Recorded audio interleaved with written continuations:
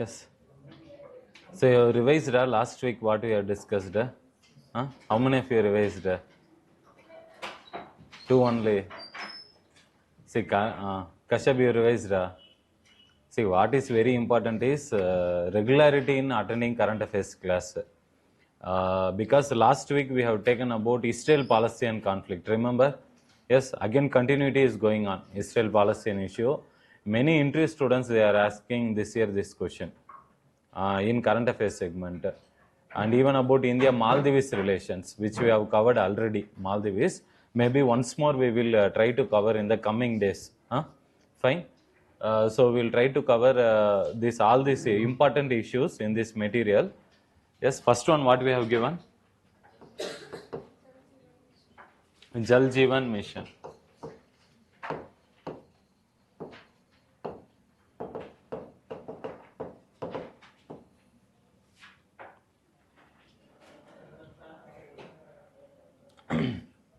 Yes, Jal Jeevan Mission.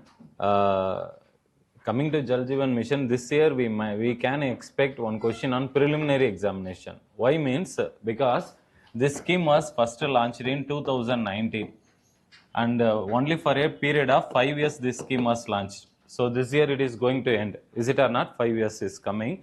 So article came in newspaper regarding this particular scheme.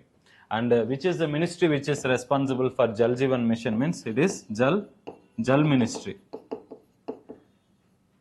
That is the Water Resource Ministry. Jal Ministry is responsible for implementing Jal Jeevan Mission. What is the basic idea in Jal Jeevan Mission means we will provide that is functional tap water connections. Functional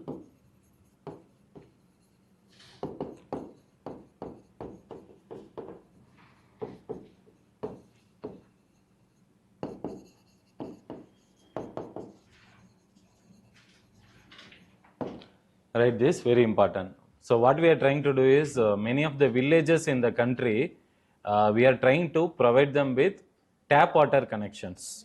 Is it clear? That's the main objective behind Jal Jeevan Mission. This scheme our government started in 2019, and in this scheme lot of positive things also happened. I will discuss about that because of the tap water connections. And one more thing, not only we provide a tap water connection, in addition to that, every person who is connected with this tap water, they will be assured of 55 liters of water.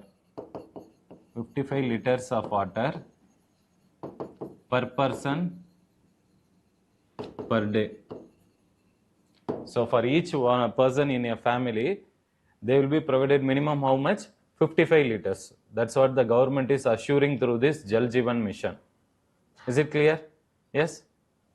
So as of now, in the complete India, now 5 years is going to over. Government has kept a target in 2019 to connect every villages in our country by tap water. But today, roughly around 62% of the villages or rural areas are only been covered with which one? Tap water. This is a progress now. And in addition, there are only 5 union territories in India which has been provided with 5 states actually. 3 union territories, 5 states which has achieved 100% tap water connection in village areas. So you can write that. One is Gujarat, Goa, Telangana, Gujarat, yes. Gujarat, Goa, Telangana, Punjab, Haryana, these 5 states. Some facts will not be given in your notes, which you can write it. Basic points which is required for exam, we have given in the material. Extra points you can keep writing. Is it clear? So 100% tap water connection has been achieved in only 5 states. Overall in India, how much coverage? 62%. Is it clear? 100% we have not covered. Yes, and in addition to that, recently our government, see this scheme is particularly for which area? Villages or cities or rural areas. Is it clear? Only for villages. And in 2021-22, there has been another scheme which has been launched, that is Jal Jeevan Mission Urban. So here same objective, to connect the cities. All the cities, all the houses in the cities with a tapped water connection. That's the objective. So on the same note, they have started this scheme also. Is it clear? So 5 states have achieved now 100% tap water connection. And how this scheme will be implemented, we will discuss. Have you written? Fine.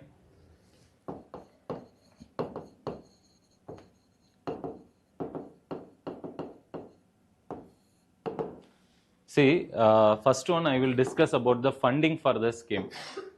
The government which is implementing, central government, how the funds will be shared. See, whether it is a 100% central government scheme or state government scheme, means it is a mixture of both center and state. Is it clear? Especially for Himalayan states, Himalayan plus northeastern states, the funding will be between center versus states. So center has to provide 90%, 10% has to be borne by states. This is how the general funding in case of Himalayan states and northeastern states. And for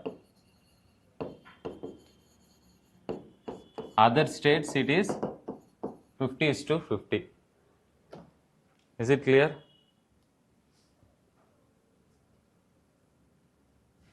And for union territories, 100% will be borne by center only. This is how the fund they have to bear. That is for setting up tapped connections, pipe connections. That cost will be borne by both center and state. Is it clear? Yes.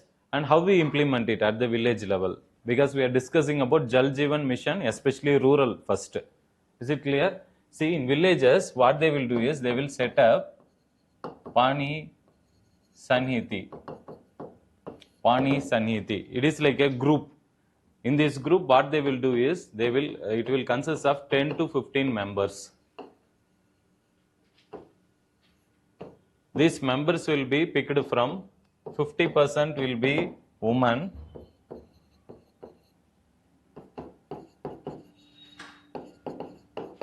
and other 50% will be from all other people in the villages, especially from which one? Asha workers. So all those, even Anganwadi workers, then teachers. So all can be part of this other 50%. But priority is half of them has to be women members in the group. Is it clear? See, what is this group will do? This group only will be responsible for planning and then implementing, maintaining, that is pipe connections, tap water connections. Is it clear? So all the plan will be given by the help of women members. Priority 50%, half of them is women members only. So they only will plan which are the households to be covered in the village and how it has to be covered. The planning is happening at this Pani Sanhiti. It is a small group which consists of 10 to 15 members. Is it clear? Yes. After this plan is made, it will go to the village action plan. See, village action plan means it will contain action plan for complete village. Is it clear? For every area, not just only with the drinking water, other areas also. So this village action plan, it will be approved at the Gram Sabha level. Who are the members of Gram Sabha? What is Gram Sabha? Panchayat sa. Panchayat and Gram Sabha are same. Polity class or no? NCERT polity. No, ma'am is taking, no? Which subject is 6th standard is going on? 7th. Panchayat still has not started. 6th standard last chapter Panchayat was there, no? Then what is Pakka there is Gram Sabha, ma'am would have explained. What is Gram Sabha? All members, kids also will include. All who are having above the age of 18 years in a village will be part of which one? Gram Sabha. Is it clear? Because above 18 years they can vote. So all those who are aged above 18 in a village, they can be part of which one? Gram Sabha. So in a Gram Sabha, all who are above 18 years, they sit together and they only will give approval for all the whatever planning, whatever decision has to be taken in village level. That approval has to be given by whom? Gram Sabha. Is it clear? That is why it's called local self-governance mechanism. People take part in the decision making. Is it clear? So first step is Pani Saniti committee. In this majority, that is 50% is women, and then this plan which they create, that is for creating pipe water connections, that will be sent to the village action plan. And along with the village action plan, they will be approved at which one? At the level of Gram Sabha. Is it clear, everyone? Yes. So what are the things we have studied now in Jal Jeevan Mission? It is a scheme of central government or state government or both? Both. Is it clear? But northeastern states, Himalayan states, 90% will be beared by center. Is it clear? Other states it is 50-50. And what is the quantity we are assuring to every household here? 55 liters per person per capita. Is it clear? Now, what are some of the benefits of the scheme? What do you think? Why we should provide tap water connection? What benefit we will get? Already there is pond, everything is there, no? Yes? Why we need to assure them with tapped water connection? Huh?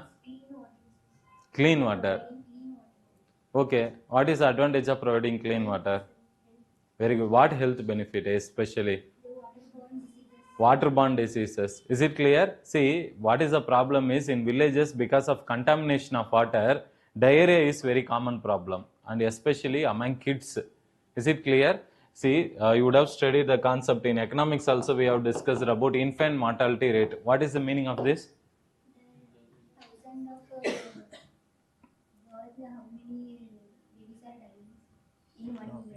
Before the age of 1.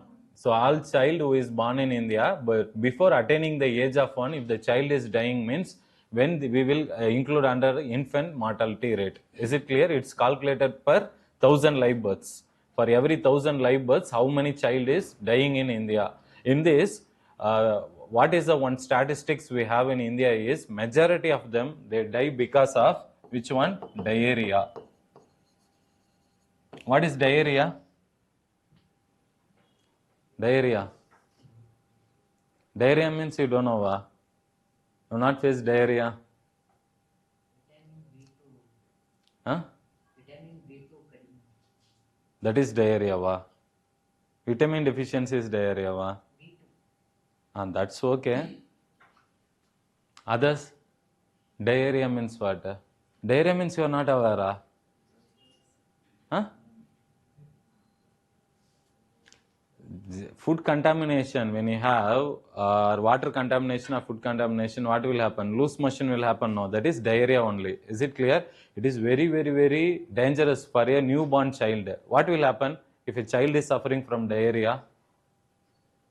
Will they have energy? Vitamins, minerals, will it be present? So it will be lost. Because of that, the child will have less immunity. So many diseases it can get affected. Is it clear? So health of your child will suffer. So what are the main things of providing tap water connection is, one thing is by protecting the health of the child, infant mortality rate can be cut down. Is it clear? Number 2 is we can reduce the incidence of which one? Diarrhea. Is it clear? This is one common health problem which is the main reason for many child deaths in India. So by providing tap water connection, we can provide better health of a child. Is it clear? Yes. And in this material they have given in box, please read that statistics. Second one, key data on progress. Before that, case study on Jal Jeevan Mission is there. Box. Second point, read it. WHO. What they have given? WHO. 4 lakhs. 1% read it loudly. That 4 lakhs diarrheal deaths can be averted if tap water is provided in every household. Is it clear? Very, very important. Mark it up. You can use it for mains examination when you write an answer. So what is you have to mention this. See, whenever you write a data in your mains answers, you have to quote the source of the data. Is it clear? So according to WHO data, 4 lakh, how much? 4 lakh death can be prevented. Is it or not? By providing tap water connection. So what death it is? Diarrheal death. That is very important. Death related to diarrhea.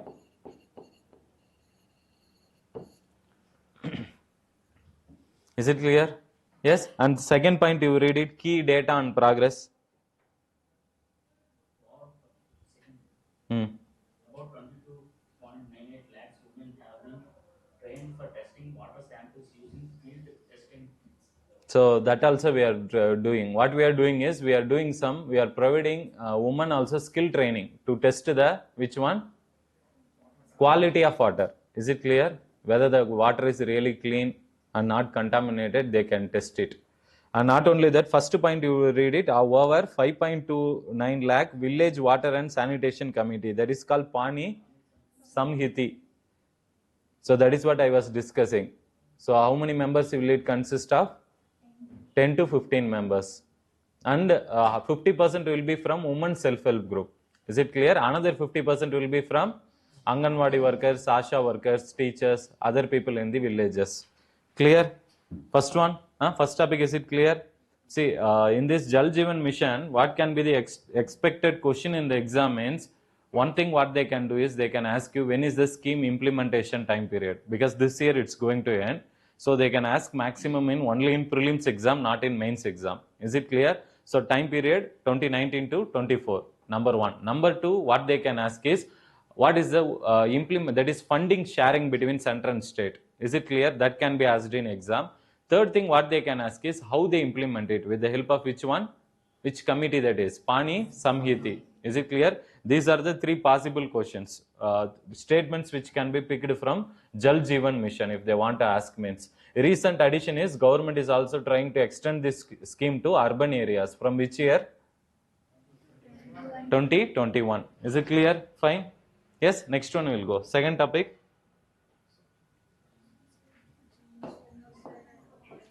Genocide. So it is continuation of Israel-Palestine issue. Last week we would have discussed about Israel-Palestine conflict. How many of you attended last week class? You are new, both are new. Okay, fine. It is available in YouTube in live section or in NCERT Bengaluru channel. Playlist you can go, weekly current affairs. Watch that video.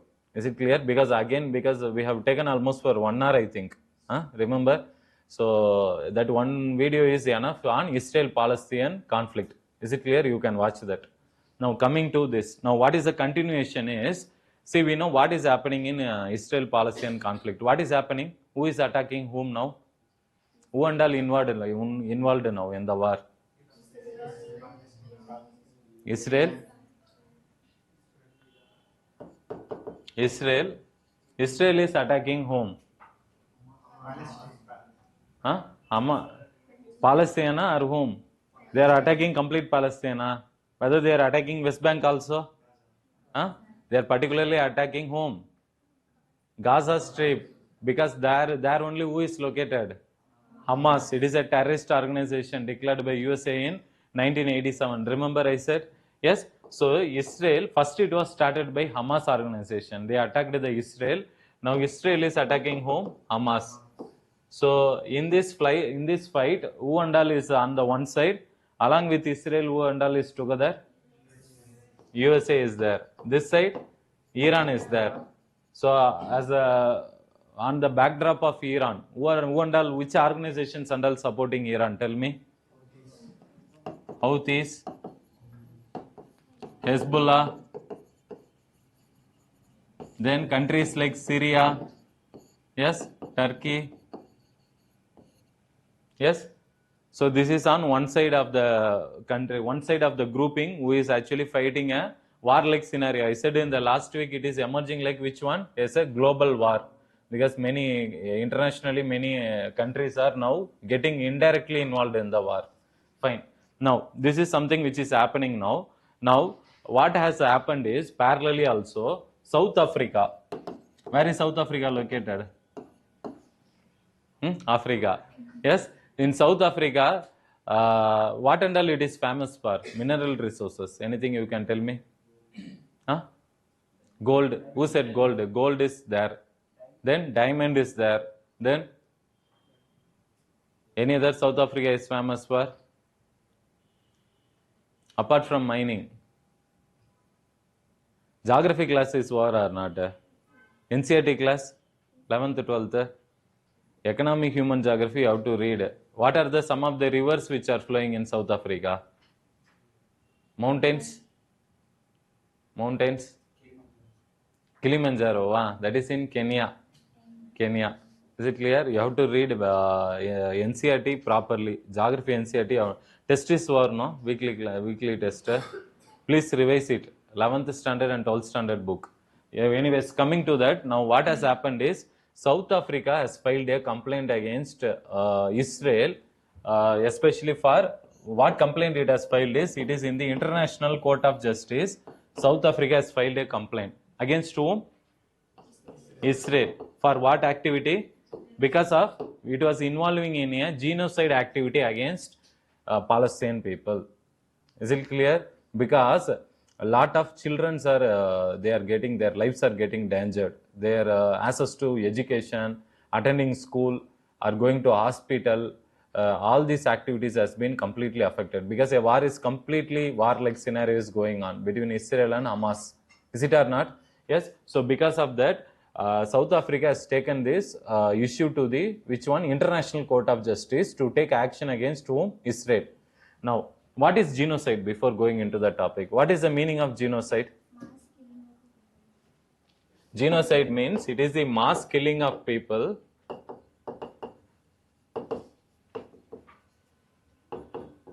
so based upon national, racial, religious or ethnic reasons or ethnic identities. So it is ethnic. Ethnic means, for example, people who are living in a same geographical area, along with that they have a particular cultural characteristics also. For example, in northeastern India, there are a lot of ethnic tribes are there. Tribe will be common. For example, Bodo tribe, in Assam.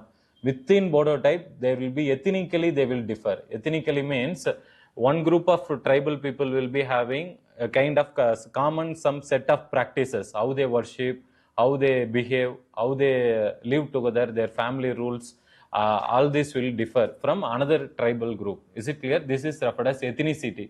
It is not just based on geography. Along with that, they will also look into cultural activities. Is it clear? So this is referred as ethnicity. So based on ethnicity, so there is another thing called race. Race. What is race then? It is appearance, based on appearance. Here not just appearance matters, along with that their cultural activity and the location which they belong to. All of this matters in ethnicity. Yes. So due to these reasons, if somebody is involved in mass killing of people, it is called as what? Genocide. Is it clear? Yes. So now what is happening in case of Israel-Palestinian war is also, according to South Africa, it is an action of, for example, for genocide. Is it fine? Yes. Now why they have taken to International Court of Justice? Now let's study about International Court of Justice. So International Court of Justice is set up in 1945 and it is a United Nations organ. It is an organ of UN, United Nations only. How many member countries are there in UN? 193. So in that United Nations, one among the specialized agency is International Court of Justice. So International Court of Justice totally consists of 15 judges. And they will be elected for a period of 9 years. Please write all this. All this can be asked in preliminary examination.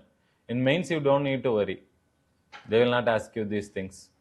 They will ask analytical answers only. Opinions only matters. But in prelims, they will ask you this factual information. Is it clear? So it's a body of UN. Now, there is one more organization internationally that is called as ICC. ICC. It is called International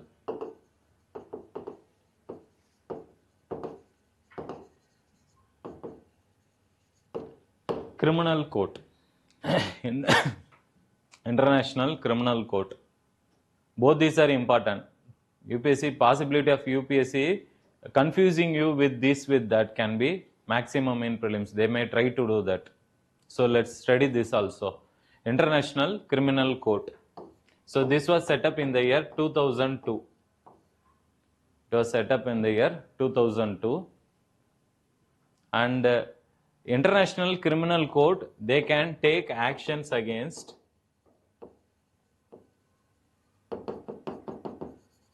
individuals.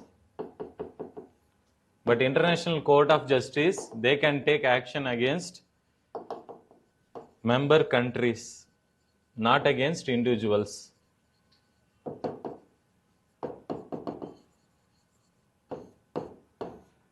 Right, this very, very important difference between International Court of Justice and ICC. See, ICC can punish individual members also, that is individual about humans also. But International Court of Justice can take action against a country, not against individual members. Is it clear? For example, in case of Russia-Ukraine war, is it clear? Russia as a complaint has been filed against Russia also by Turkey, I think. They have filed it in which one? International Court of Justice, that they are involving in genocide in where? Ukraine. Is it clear? But what is the problem is, there they cannot file a complaint against whom? Putin. Where they can do, if they want to do that, they can do it in International Criminal Court against an individual. But against a country, they will do it in International Court of Justice. Is it clear, this one? Yes?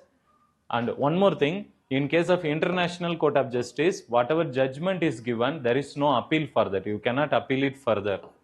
There is no appeal. But here you can appeal the case.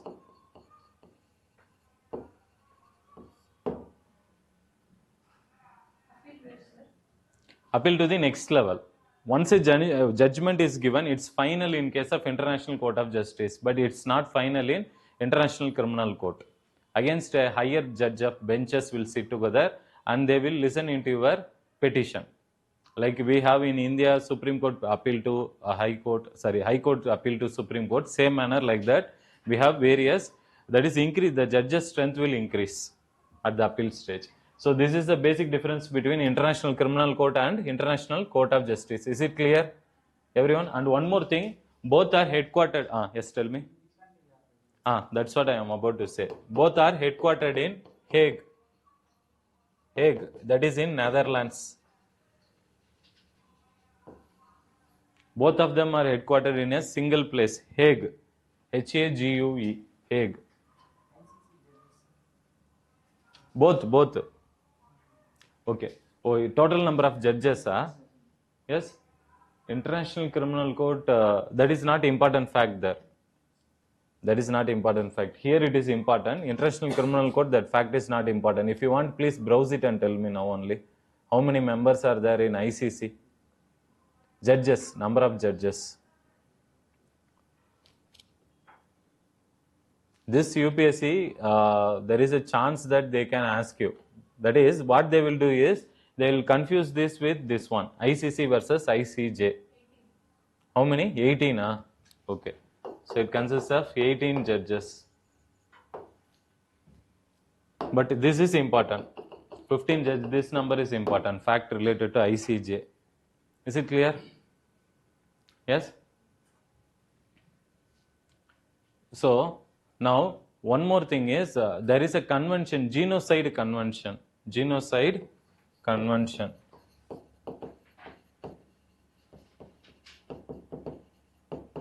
Which was signed in the year 1948. Signed in the year 1948. What do you mean by convention? It is like a treaty where a lot of countries they will come together and they will agree to some objective, some common point. So this genocide convention has been done.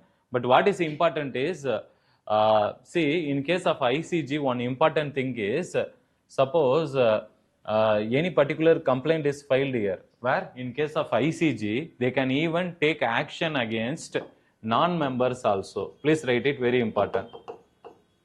It is not that just against members they will take actions. They will even take actions against non-members. Is it clear? So for against anybody they can take action if a complaint is filed means, because it is a agency of United Nations. That is the main reason. Fine. So basic difference is one is against a country, another is against individuals. Yes. And the International Criminal Court, this functions on the basis of Rome Statute. Rome Statute 1998. It was adopted in 1998. Add this fact also. So it functions. Its power and other rules and regulations has been derived from Rome Statute. Rome Statute. Rome Statute means in Italy. That is the place where they have created this. They have agreed and created this. So it is based on Rome Statute. Fine. Next topic.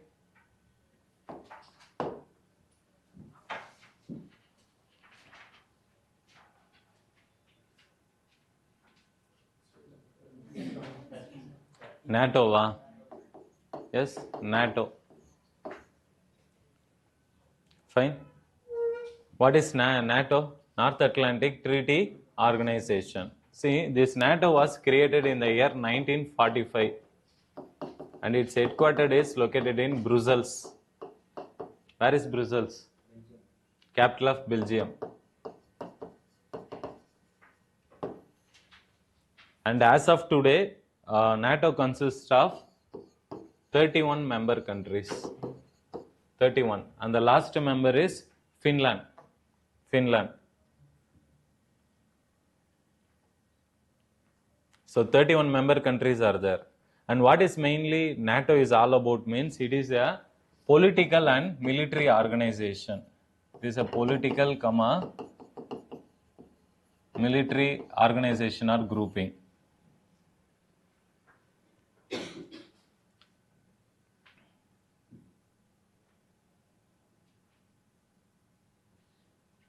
Is it clear? See what I mean by military organization means, for example, these 31 member countries who are part of which one?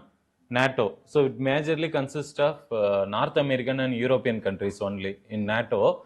Even if a single country, if any outside, for example, let's take Russia. Suppose if Russia is going and attacking, let's take Finland. Is it clear? Then what will happen is this NATO grouping completely they will come together and they will fight against Russia. This is the agreement between them. Even if a single country in the grouping is attacked by any outside country, then NATO as a group they will come and provide defense against that country. Is it clear? So it is like a military organization, but additionally what are the political values it promotes means it promotes the values of democracy, democratic values such as equality, freedom.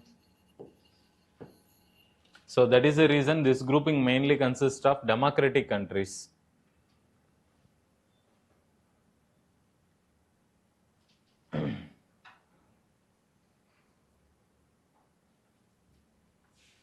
Is it clear? Now what is the recent update about NATO? See, in case of NATO, till now, Sweden is not a member of NATO. And Sweden is interested in joining which one? In NATO organization. But for a long time, this Sweden's membership has been opposed by Turkey till now. And what reason they are opposing? Any idea? Why Turkey should oppose Sweden's membership? Turkey is bicontinental, you know. It belongs to both Africa as well as which one? Europe. Asia and Europe both. Which one? Turkey. So Turkey is opposing this. Which one? Membership given to Sweden. See, if you have map, please go to the map of Europe. First. Mark the Baltic Sea. There is a Baltic Sea. How many of you are having atlas? Every row one person is having. Please mark it. Baltic Sea. Baltic Sea. Can you look at Baltic Sea? Little above Norway, Sweden, Finland, near to that.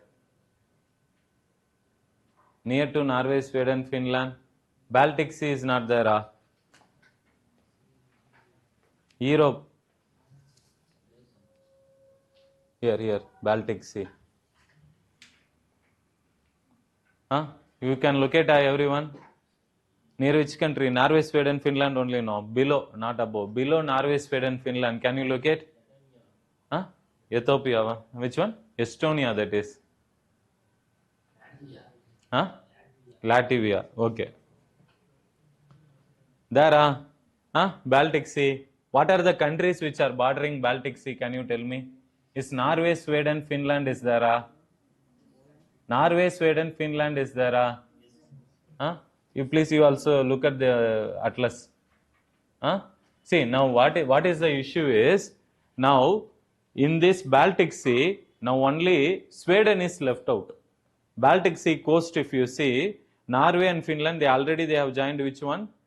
Finland has very recently joined NATO. If now Sweden is also joining NATO means, then complete Baltic Sea will be under the control of NATO. And Baltic Sea, see that whether it is nearer to Russia. Russia is bit near to that. Is it clear? So having a control over Baltic Sea will give advantage for NATO. Is it clear? That is the reason they wanted to add Sweden as a member. But till now, see, NATO was formed in 1945. This many years over, why they have not joined and why now? Question will come or not? Mainly because there was a problem between Sweden and Turkey. Turkey, which was a member, which always opposed which one? The entry of Sweden, because in Turkey there is a militant group which is called as Kurds. Please write it, very, very important. In UPSC prelims, match the following, they will ask this. Kurds militants. It's an armed grouping inside Turkey who fight against the government. And what is the problem is, these Kurds are almost present in many of the countries, not just in Turkey, they are also present in Syria, and then Iran, and then Georgia, Armenia, many countries in that region. These Kurds are present. And what is the problem here is, what Turkey is saying is, with respect to Turkey, these Kurds militants always create problem for the government. Is it clear? So Turkish government wanted to eliminate which militant group? This Kurds militant group. And these Kurds also majority of them belong to Sunni Muslim group. I have last class only explained about two categories, Shia and Sunni. In that, these Kurds will belong to majority of them which group? Sunni Muslim group. So now what is the problem here is, Sweden for a long time it was giving, in Sweden also a group of Kurds, these Kurds militias are residing over there, and they are doing nothing to which one? To eliminate these Kurd militias, Sweden government. For that reason, Turkey is angry with which one? With Sweden itself. Is it clear? So because of ideological conflict, what is the problem with respect to Kurds militants? Because Turkey don't want them. They wanted to distract them, but Sweden is providing a support to them. Because of this problem, they don't want Sweden to be a part of NATO. Is it clear? This was the problem till now, but this time, now very recently in the last 1 week, Turkish parliament only, they were diluting that. They wanted to support the entry of Sweden, because overall NATO as a group, they wanted some control over Baltic Sea. For that purpose, they are ready to give this main reason, Kurdish reason, they are able to compromise it. Is it clear? Fine. So this is the information related to NATO. NATO, one thing what you should understand is, there is one more organization in Asia which is called NATO of the East. What it is? Anyone? What are other defense or security organization in Asia which you have studied till now? Organization, big organization. I am not talking about small groupings. In Asia, other international organizations. You know, ASEAN, no. ASEAN is okay, it's there in Asia, but it is not the answer. Have you heard about SCO? What is SCO? It is the NAT of the East. It is considered to be NAT of the East, equivalent organization. It is also like a security cum economic organization. So it provides security. So majorly it is led by which country? Central Asian countries and Russia, China are the major members of SCO, Shanghai Cooperation Organization. That is the NAT of the East. Write it. That is considered to be NAT of the East. Fine. Understood our NATO topic. Prelim specific only. This topic is important. Next one. Next topic. France, India-France ties, right? India. See, India-France ties. With respect to France, one thing what we need to understand is, this time, Republic Day parade chief guest was who?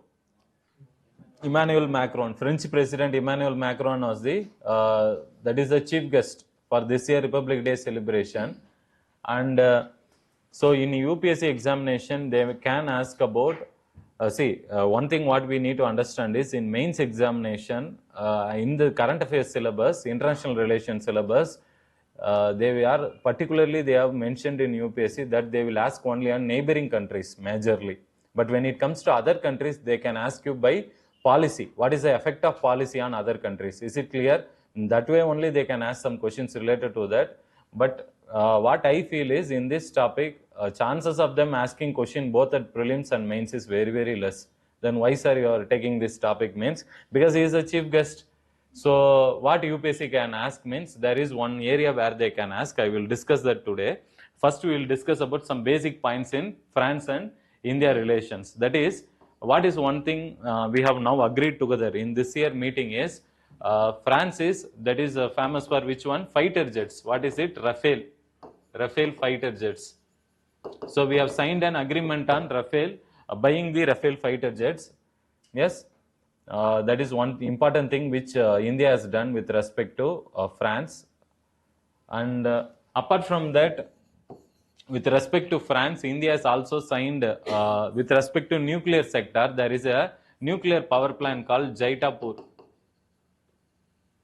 It is located in which city? It is supposed to be located still, Maharashtra. So Jaitapur nuclear plant. So this is supposed to start with the collaboration of India and France government, between India and France. Like Kudangulam we have in Tamil Nadu, right? That is a collaboration between India and Russia. Same manner, that time only government proposed, 10-14 years back only. Congress government at that time. They wanted to start with France government collaboration, this plan. But what is the problem is land rehabilitation problem. Because on the city we need to, government has to buy the land from people. So they could not complete this task successfully till now. That is one reason it has not started. And what are the other things we have doing with respect to France means education is one important area. With respect to education, both the governments are mutually recognizing each other degree. Mutual recognition of degree. That is one thing. For example, if you do some engineering degree in India, you can also go, that degree will be recognized in France also. So if you want any job in France, you can search for job also with that degree. Is it clear? So this is something India and France are working closely. So after completing this, that is mutual recognition degree also, even our Indian students who are studying in France, after studying, they can also go for searching jobs. So Indian students has been given this opportunity by France government.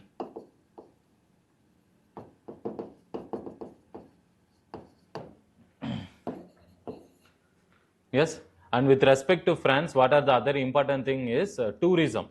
Tourism. In case of tourism, lot of, see, what is something common between India and France? Any French settlement in India? No. France did not come to India.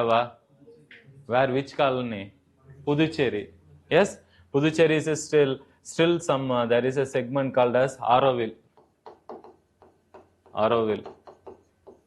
This is a area where still segment of France people, they have settled there. Some of the people, they have, even after India's independence, they have not returned to their country. Some of the French citizens, they are continuing staying in India, and Indian government is also giving them a kind of security, and they have also made them to live in a community space. It's like a community. That area, if you look, no, it will not look like India. Means not that much different. What I am saying is cultural impact will be there. You can find easily the difference. Lot of French bakeries and greeneries, it will be completely, and even the way they are organizing and implementing rules and regulations in that area, it is collectively managed by their own people. It's like a community. They will take and implement decisions in that area. Is it clear? So that is something. Pondicherry is there. Apart from that, even lot of French people, even today also they visit India, but where they are visiting more means they are visiting more Rajasthan. They are visiting which state? Rajasthan. All the forts. They are getting interested towards the forts in Rajasthan. So they are visiting more. So it is like getting more tourists from other countries. Will it be benefit India economically? In BOP, which component it will get benefited? Current account, capital account. Arrival of tourists and spending money. Foreign tourists coming to India and spending money in India will be calculated in current account, capital account. In current account means which component? You have balance of trade, balance of services, remittances, 3 column. In that, which one it will come? Services you can include. Tourism is part of services, so it will be considered as a income for Indian government. Is it clear? Under the current account. So arrival of foreign tourists to India is beneficial for India. Is it clear? So these are some things which are very important from this year India-France relations. But from UPSC examination perspective, what they can ask in preliminary exam is, see, France for a long time, it is supporting India in 2 things. One is for United Nations reforms. What is UN reform? UN reforms. In United Nations, totally how many member countries are there? I said 193 members. I said yes. And in this, there are 5 countries which we have given permanent member country status. That is which have special powers. That power is called veto power. Veto powers. So 5 countries in United Nations Security Council, it consists of 15 members. In that, 5 will be always permanent member, 10 will be non-permanent member. Is it clear? Yes. So these 5 permanent members are who are they? Russia, USA, China, Britain, France. France is there. Yes. So these 5 countries are the member of which one? Permanent member countries. Now, what is the problem is, now what India is saying is, see, when World War ended, after the Second World War, on some criteria, that time they have created this permanent member status. But today, what India is saying is, India is today the largest populated country, is it or not? We have overtaken China also. So being the largest populated country in the world, but we are not getting representation in permanent member country, that is permanent member status means it is something like a joke only. That is what the recent criticism. Even many countries are criticizing UN only, that they need to reform because it will leave which one? A major sector of population, no? Is it or not? The world population is only around 700 how much crore? 700 crore roughly, 700 to 750 crore. In that, Indian population only 143 crore roughly. So they cannot leave a major country like India out of the permanent member status for a long time. So this is something India is pushing for, and how it will happen? How it will happen? See, all the 5 permanent member countries have to support India. Now, till now, what is the problem is, in this, all the countries are supporting except China. China is not ready to allow the entry of India because we will get more power. That is one thing. Another thing, see, but with respect to UN reform, France is always supporting India. That is something we need to understand. Second is missile export control regimes. Write this, I will explain this in the next one. This is important for your preliminary examination. Here also France is supporting India. That is with respect to missile export control regimes.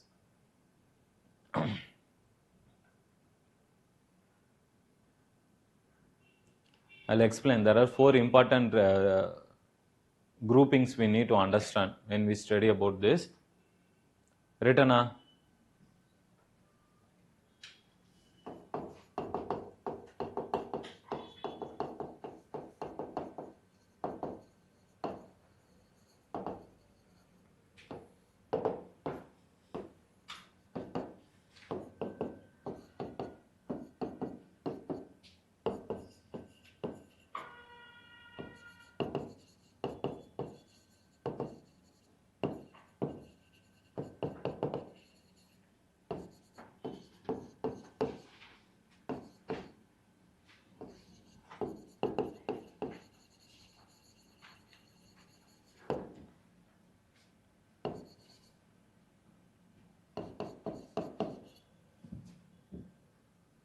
Write this. These 4 are very important. For your prelims, always it is an evergreen topic. Every year UPSC, every year our students used to prepare on this topic. And always UPSC likes to ask questions from this area. 4 missile export control regimes, 4 major groupings. First one is NSG. NSG means nuclear supplier group.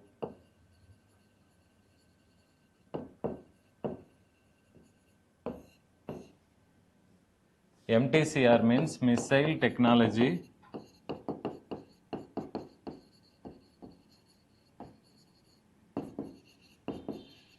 control regime.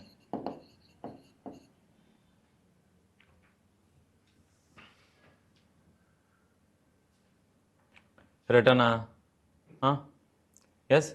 See, now let's study about these 4 groupings, that is missile export control regimes. In this, what is one thing you need to understand is India is now member of, among the 4 groupings, India is member of grouping and 3 member grouping, that is Australian grouping, Wassenaar arrangement, MTCR.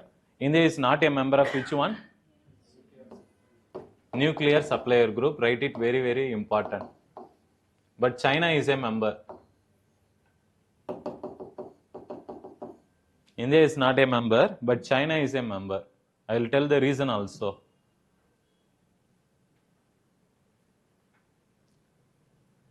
Very, very important topic, this particular nuclear technology related, this groupings.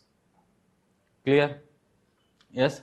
So India is member of Australian grouping, Wassenaar arrangement, missile technological control regime, but not a member of NSG. And in NSG today we have 48 members, excluding India. India is not a member. Among the 48 members, India is not a member. Yes.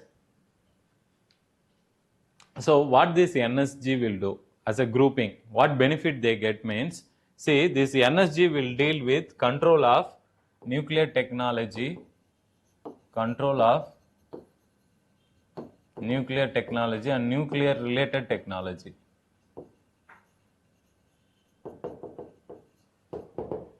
So any export which is happening with respect to nuclear material, that technological control will have NSG. Is it clear? So what they say is, member countries, see, there are some basic technologies in nuclear production which many countries can use without restriction. But when it comes to higher end nuclear technology, advanced nuclear technology, those kind of technologies they don't want to share with outside countries. They wanted to share only within themselves. That grouping is referred as NSG. Why they wanted to do like that means, because if it goes outside their grouping means, then tomorrow what they feel is, if terrorists take the control in their country means, then nuclear bomb they can use it and attack any other country also. Is it clear? So they don't find any other country safer to hold nuclear related technologies. except this NSG. Is it clear? So they wanted to trade the sensitive nuclear technologies within themselves.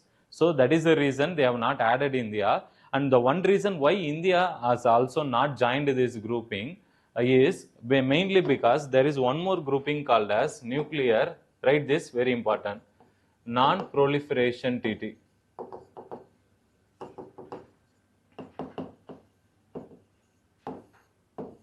Nuclear non-proliferation treaty.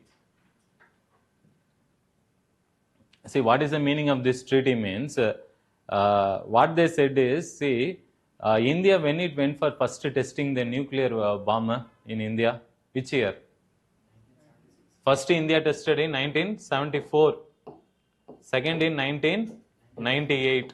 These are the 2 years in which India has done nuclear bomb testing.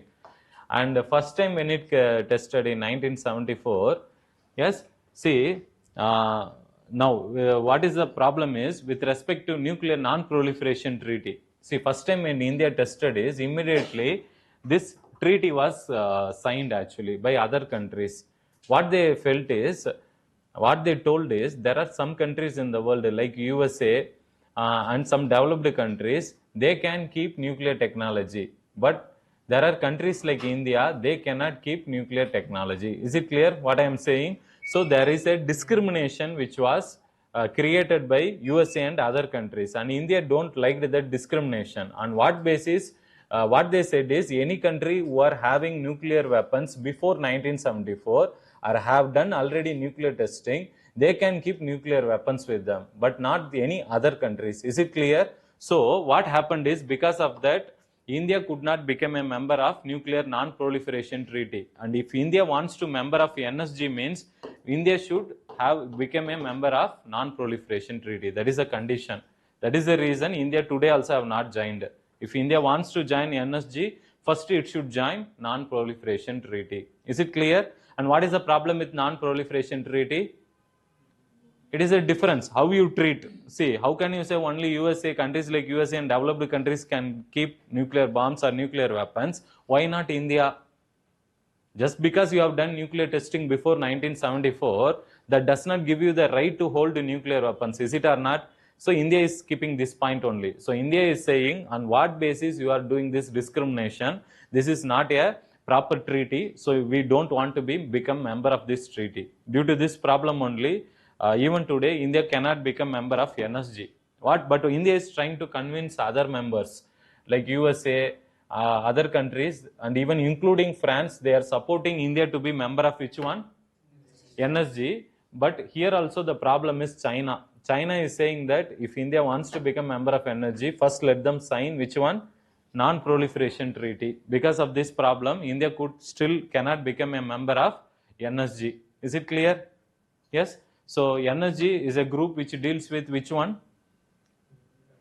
Nuclear technology. That is export of nuclear and nuclear related technology. Now let's discuss about Australian grouping. Australian grouping. See, Australian grouping, this is related to control over chemical and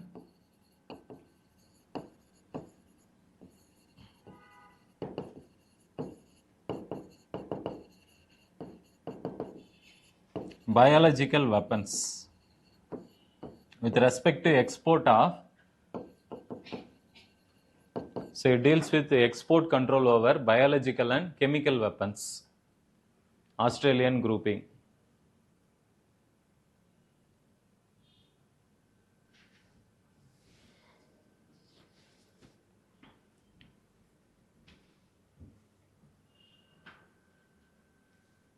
What do you mean by chemical and biological weapon? Saddam Hussein, you know, last class also I said in Iraq, there was one ruler, king called Saddam Hussein. At that time, USA said that this Saddam Hussein is illegally keeping chemical weapons in his home country. And what is the problem is, tomorrow if these chemicals, if they are sprayed or if they are used in any other country, means completely all, not just the military people will die, even public innocent people will die. Is it clear? And generally many countries restrict the use or storage of chemical and biological weapons. Regarding that, this grouping's role is very important. At the time, what happened is, USA told that Saddam Hussein is illegally having lot of chemical weapons and he may attack tomorrow any country in future.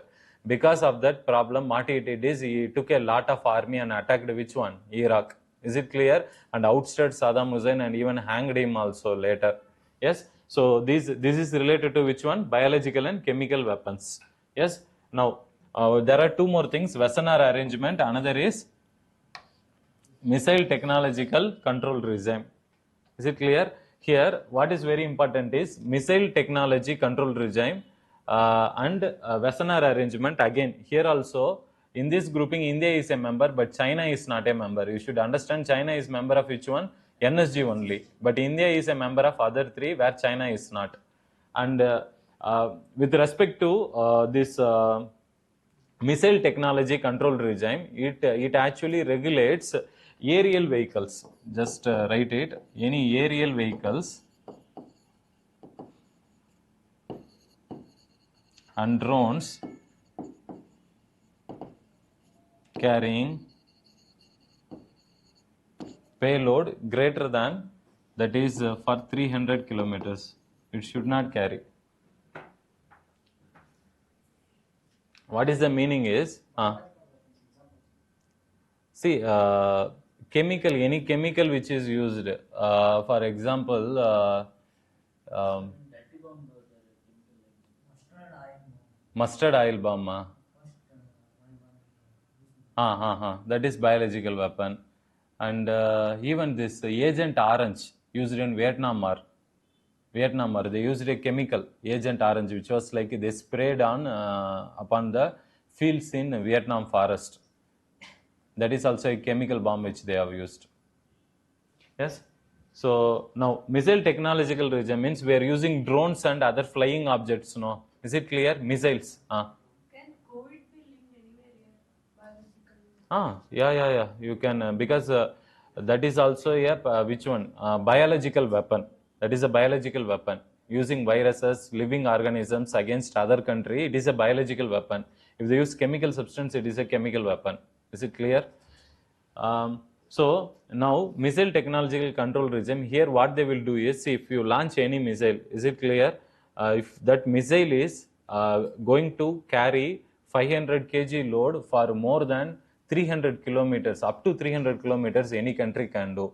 But if any country is developing a missile more than 300 kilometers, means that is not allowed as per missile technological control regime. Is it clear what I am saying? So till now in India was very recently India has become a member of MTCR, some 3-4 years back only. Before that, in case of India, we used BrahMos missile. BrahMos missile.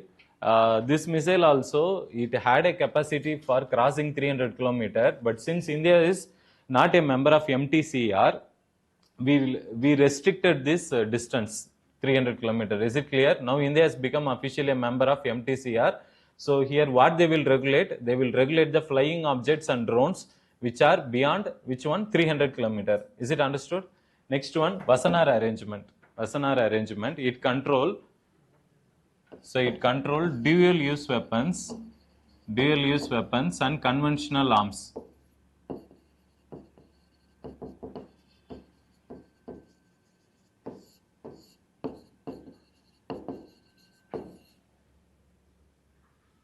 Dual use weapons. What do you mean by dual use weapon?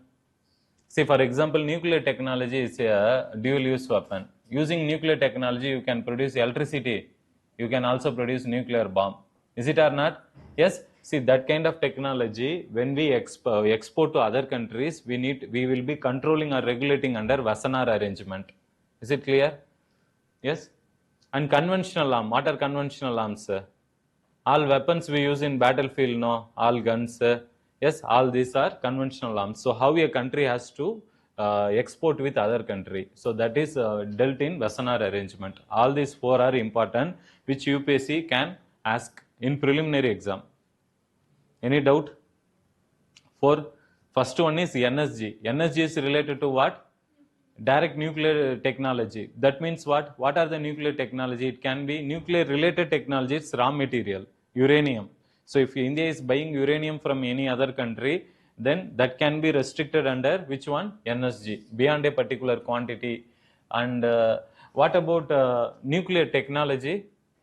The machines which is used for producing the turbines and machines which are used for generating electricity in a nuclear power plant, that is referred as nuclear technology. Is it clear? As of now, India is importing from other countries only. That is regulated under NSG. Australian grouping, it will regulate which one? Chemical and biological weapons. The Wassenaar arrangement will regulate conventional arms as well as dual-use goods, weapons. MTCR will regulate flying objects, aerial vehicles and drones which are carrying. They should be within 300 kilometers limit. If they are crossing beyond 300 means they have to be a member of MTCR. Is it clear, everyone? Yes. Next one. Fifth or sixth topic? Fifth one. Huh? Aditya L1. Again, very important this year. Aditya L1 mission. This is again important for this year prelims. Understood? Missile control, export control regime, very important. Those 4 organizations. Again, it will come in newspaper. But if you understand these 4 correctly means you can understand all the opinion related articles in editorials. Now coming to Aditya L1 mission.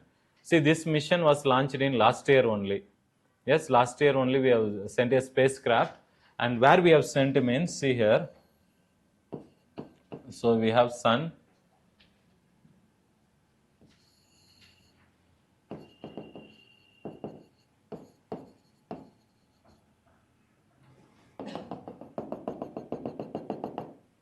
Sun, Earth, Moon.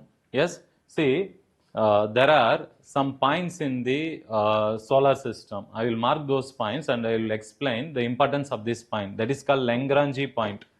So we have L1, L2, L3, L4, L5.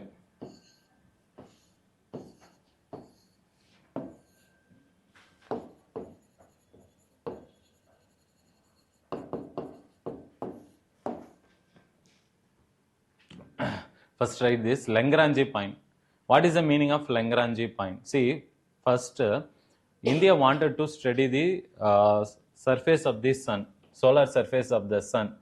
And when it wants to study the surface of the sun, there are actually basically 3 layers in the sun. What are they? First you have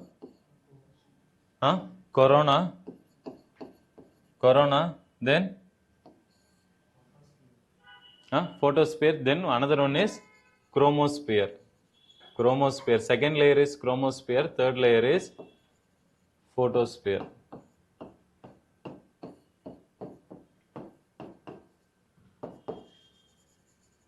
See, outer layer is corona, second layer is chromosphere, inner layer is photosphere. Write it, very important. Now what we are doing is, in Aditya L mission, we are sending a spacecraft to study these 3 layers. What are they? Corona, chromosphere and photosphere. And also we are also studying the solar wind. See, from the sun, lot of solar radiation which is coming. Yes, that solar radiation which is coming first, it creates solar wind. We are also trying to study the solar wind also. So what is the main purpose of Aditya L mission means to study the surface of corona, photosphere, chromosphere and solar wind in the sun. These are the 4 prime objectives. Is it clear? So we wanted to study the surface of the sun, that is starting from outer layer to next to 2 layer we wanted to study. Now how will you study? See, now what is the problem in sun is the temperature of the sun is very, very hot. Is it or not? So you need to find a place in the sky where you can keep your spacecraft and you can observe the sun without it getting affected. Is it clear? That is first thing. So our scientists have finalized some points in the solar system which are referred as Lagrange point. And what is the main advantage about this point means, see, now if you are placing your spacecraft here, for example, we are placing these spacecrafts here and it is monitoring the sun. Now, to place your spacecraft in this Lagrange point, this point will not use any, what to say, it will not use any additional fuel. So it will use very less fuel. What is the main reason is why they will use less fuel means because here the gravitational, see the sun will have some gravitational force. What is the gravitational force? Like an attractive force. So the sun will have some attractive force. Earth will have some attractive force. Both will be there. At this point, the gravitational force of both sun and earth will become balanced. So it will become zero. Is it clear? So your spacecraft can easily stand without applying any extra force. First thing. So it can use very less fuel because of that. Is it clear? That is the reason scientists are targeting which area? This Lagrange point and placing this rocket here. Already NASA has done it. NASA has done it. Now India has also done this successfully very recently. Is it clear? So now we can place the rockets in various points. See, like this Lagrange point, there are 5 points. One is L1, L2, L3, L4, L5. But we have preferred, our Indian scientists have preferred to place Aditya rocket, that is spacecraft, in L1 point. What is the reason? Why not other points? Disturbance of? Okay. See, this is something, what you said is correct. That is, here you can have continuously monitoring of sun. Other places you can have some disturbances. Is it clear? So main reason why we preferred L1 means continuously it can directly and without any obstruction, they can keep a continuous monitoring of the sun. That is 24/7. The sun's atmosphere can be studied using Aditya L1 mission. Is it clear? Fine. So now what are the other things we are doing? See, in case of Aditya L1 mission, we have also used some equipments or mineral instruments. Some instruments we have used in this Aditya L1 mission. Please write it that they can ask in exam. VELC, suit, Solex,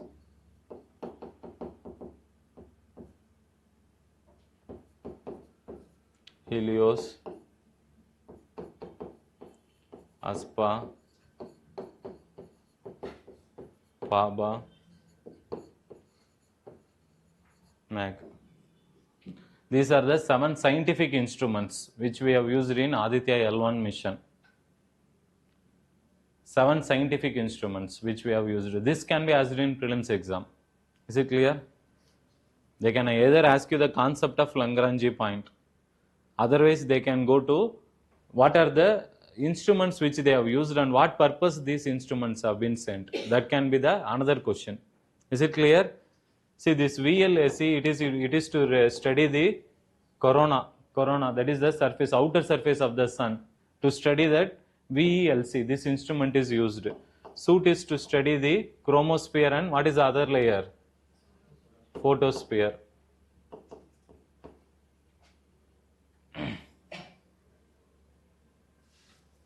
And these two are to study the X-rays. Solex is for soft X-rays, Helios is for hard X-rays. And these two for studying solar winds. And this is for studying magnetic field.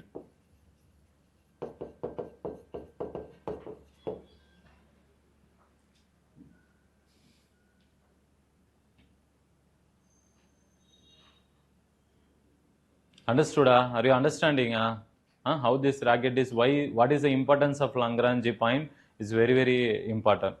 You need to understand the concept. Yes, these 7 instruments, write it. VLC, it is for corona, outer layer. Then next is chromosphere and photosphere by suit instrument. Solex and Helios will study X-rays. Solex is for soft X-rays, Helios is for hard X-rays. Aspa is to study solar winds. Mag is to study the magnetic field which is prevalent in the solar system. Is it clear? Written?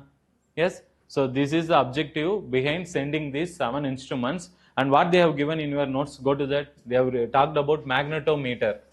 So what is the purpose of this magnetometer? To study magnetic field. Is it clear? Go to that notes.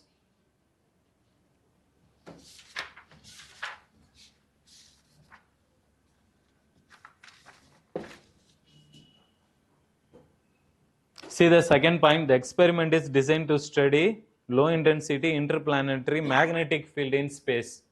Understood? Yes, that instrument is MAG. That is the instrument to study magnetic field. Fine. So now after Aditya L1 spacecraft has been placed in this L1 point, Lagrange 1 point, one by one they started using this, they started switching on this various scientific instruments. In that very recent update is they started which one? Activating which one?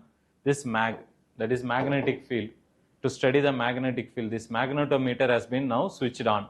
Is it clear? So it started studying the magnetic field of the sun.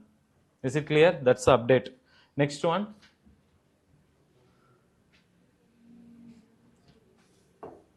AMU's minority status.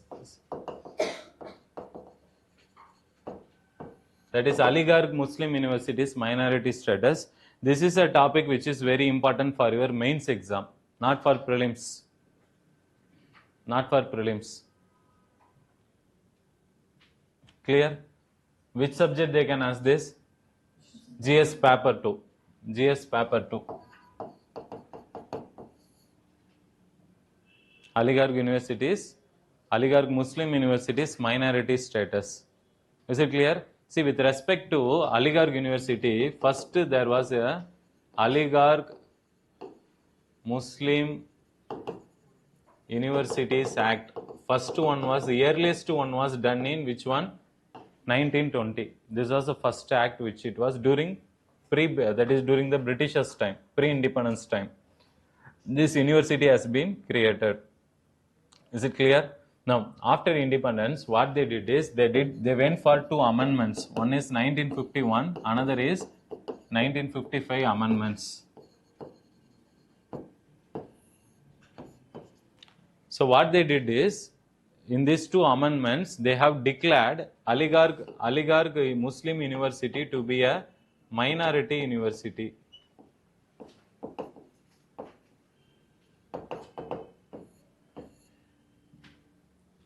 Minority university. What is the advantage of declaring an university as minority university? Would have studied polity. Polity, Article 30, 31. Studied 31 they have not reached still. Which chapter? Equality. Okay.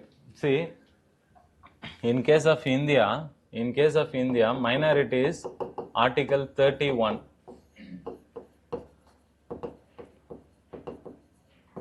See, in case of India, minorities are defined based on two categories only. One is based on religious minorities, second is based on that is linguistic. This is something we need to understand. Second one is Article 31. See, there are two articles with respect to minorities. One is about who are the minorities, on what basis they can be created in India. One, on the basis of religion. We have religious minorities in India. Language wise also, somebody can be a minority. Is it clear? So this is first criteria. And second, one more article we have with respect to minority is, that is, state shall not discriminate while giving aids to minority educational institutions. See, suppose when central or state government is giving some funding to any one university, means they should also give that funding to minority institution also. They should not discriminate it. They should equally treat all educational institutions. Is it clear? This is something which has been discussed in our fundamental right chapter. Now, coming to the practicality. So, in case of India, this Aligarh Muslim University, after independence, they wanted to convert this university into a minority university status, and they have done this through amendment in 1955 only. Is it clear? What is the major advantage of minority in educational university means? See, they will not have any reservation. That is OBCs, SCs, STs, reservation is there, no? That reservation will be not applicable in case of minority educational institution, first thing. Second thing, who is a minority in that district, that minorities has to be given 50% reservation. Minority should be given 50% reservation. These are some major advantage of declaring a university to be minority university. And that is what Aligarh Muslim University also does it. So they wanted to convert into minority so that they can give some reservation for whom? To Muslims. Is it clear? But what happened is, this amendment which they have done in 1955, it was declared in 1967 by Supreme Court as illegal. Not Supreme Court, it is High Court.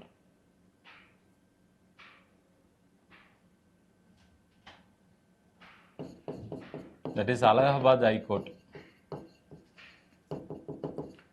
First it has declared that this, which one? This declaring this Aligarh Muslim University to be minority university is not allowed. Is it clear? That was a judgment given by whom? Allahabad High Court. And after that, again, the UP government, that is, they have again went for amending this Aligarh Muslim University in the year, that is 1981. Again they went for amending it so that they can give minority status.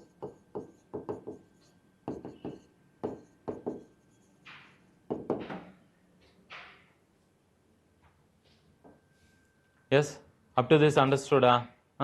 It is just a problem between this Aligarh Muslim University status and with the Supreme Court and High Court, with the judiciary of the country. So later what happened is, very recently, that is in 2006, again Supreme Court, see, they have declared this 1981 amendment again, which has been amended, again it has been declared illegal. Is it clear? So it has been declared illegal, and now what is the problem is, this particular case is now before again Supreme Court. It is again before Supreme Court from 2016, this Aligarh Muslim University status, because they wanted finally a judgment on what basis whether a university can be declared minority university in India. That clarity is required. So Supreme Court judgment is waiting now from 2016. Is it clear? Yes. So in mains, what they can ask with respect to UPSC mains means, see, they can ask you about the constitutional provisions of minority educational institution and the impact it has on impact of declaring Aligarh Muslim University as minority status. Is it clear? This can be the possible question. Next one. Next one, 7th one, topic.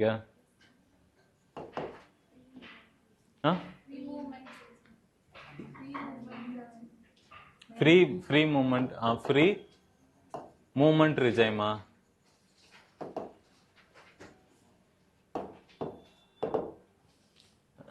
See here, they are talking about two important policies. One is this free movement regime is a policy which was signed by India and Myanmar. India plus Myanmar. As part of, there is a policy called as Act East policy. Act East policy from 2014. This policy is followed in India. See, before 2014, there used to be another policy called as Look East policy. After 2000, that is in the year 2014, when the new government under BJP came at the center, they changed the foreign policy of India from Look East to Act East. Is it clear? Now let's study the difference between these two, and I will come here, because this free trade regime is related to Act East policy of India. Is it clear? That is the reason policy. But let's understand what is the difference between Look East and Act East. Is it clear? Look east means which are the countries which are located to the east of India?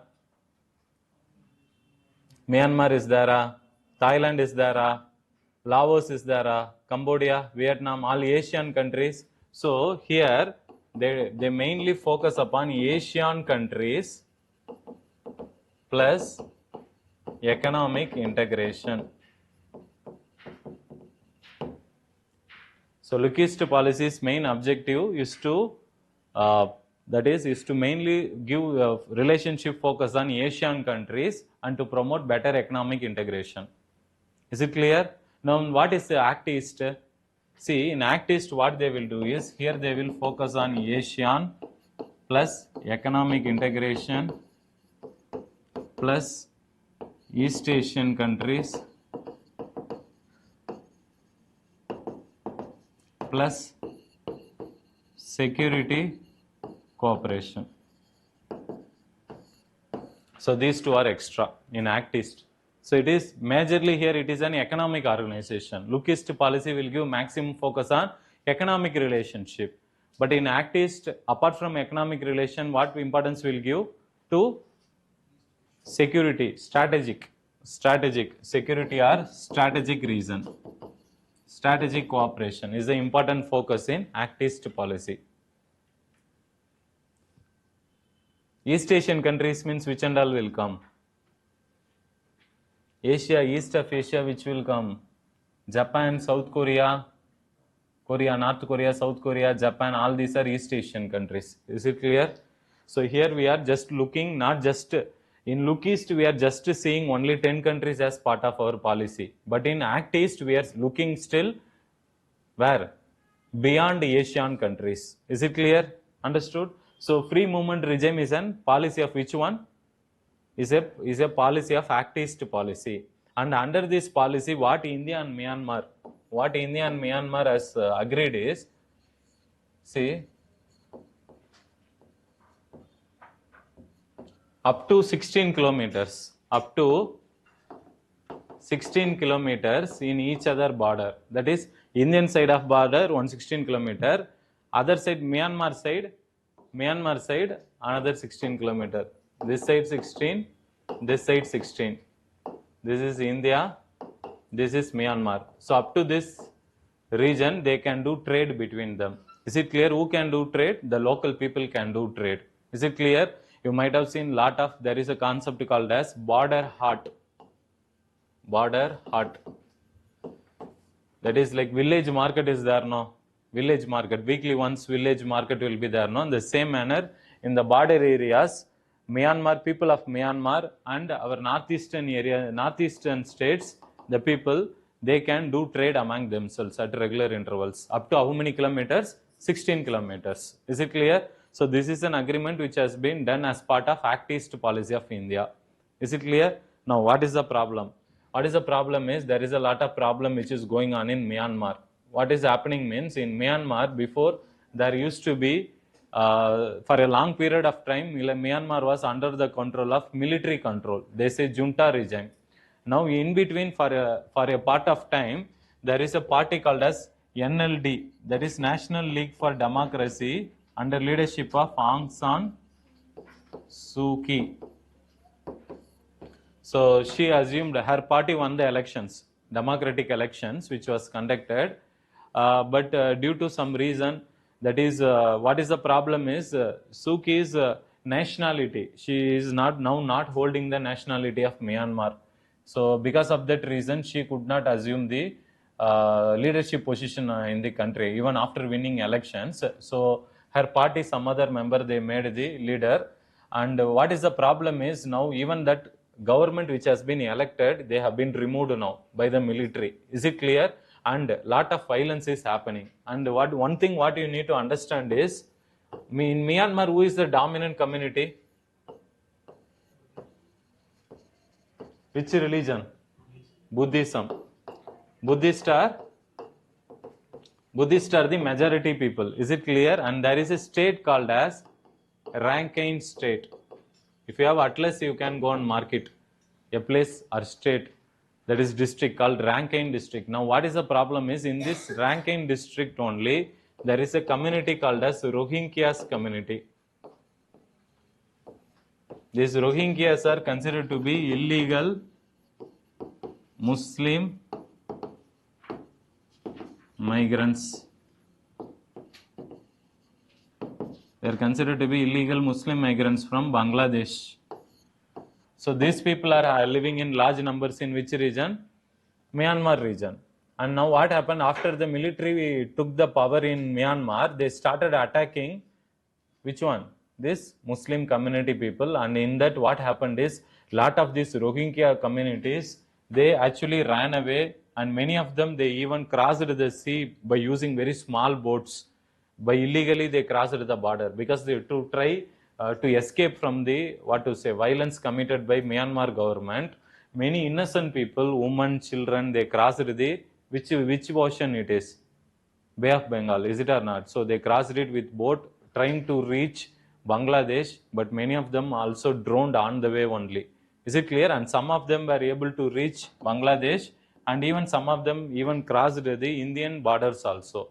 Is it clear? Yes, and that has become a problem between India and Bangladesh. Last week when I took India-Bangladesh relations, I mentioned this Rohingya illegal migrants problem, understood? So it is related to that only. Basically, it is a problem related to Myanmar. But India is also involved in this because some of them they come to India also for job opportunities and other economic opportunities. Fine. Next one. What's the topic? 8th. Fertilizer subsidy. This is very, very important for your mains examination. Mains examination, GS paper 3. Economics paper as well as agricultural paper in your mains exam. Fertilizer subsidy is important. And in case of India, today actually we are following two methods. One is for urea and for other than urea.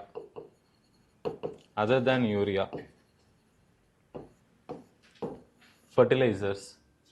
See, with respect to urea, we follow a method called cost plus method.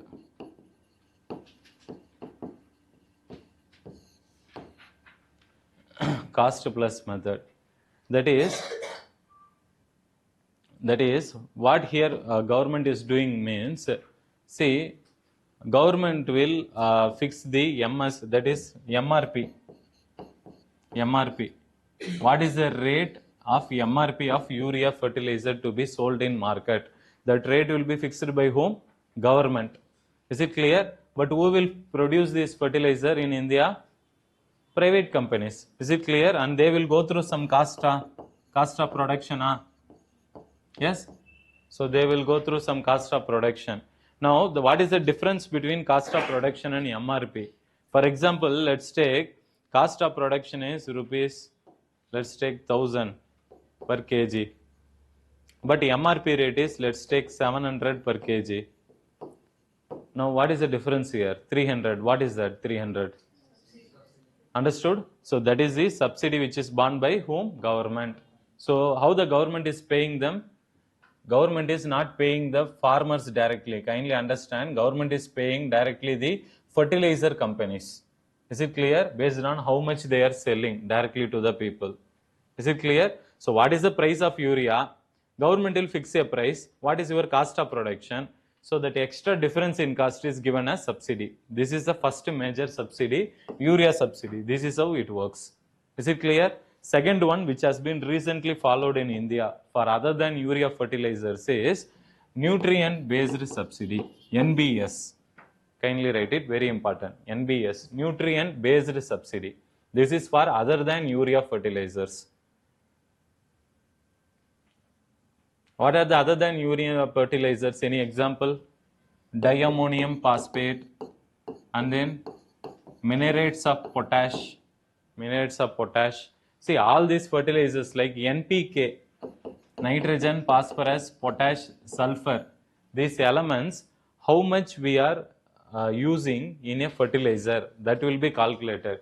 See, for example, so how much it is used, that will be calculated.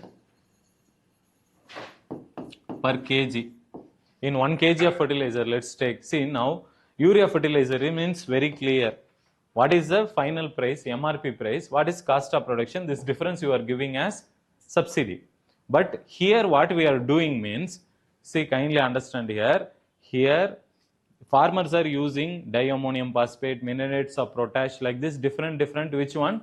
Fertilizers. Now what the government will do is, in diammonium phosphate, how much nitrogen, phosphorus, potash, sulfur is present? Are you understanding? In minerates of potash, how much NPK and sulfur is present? Based on their content, they will fix per kg this much government will give. How much? See, for example, in 1 kg diammonium phosphate, NPK is used for 10% means, then 1 kg 10% of the price has to be given to whom? For this company. Are you understanding? Are you understanding? Here what we are doing is based upon the usage of the fertilizer. For example, diammonium phosphate might have 20% NPK. Minerates of potash might have 30% NPK. So based upon their percentage of how much mineral they are using from nitrogen, phosphorus, potash, sulfur, based upon their content per kg, government will give subsidy to the fertilizer companies. Are you understanding? Understanding? You are not understanding or not? Huh? This is called as nutrient based subsidy. Why it is called nutrient based subsidy? How much you use, that much government will pay. What you use? NPK and sulfur. Is it clear? So these are the two fertilizer subsidy schemes we have in India. Fine. So that is what they have given. Go through that. Any other thing, any extra they have given?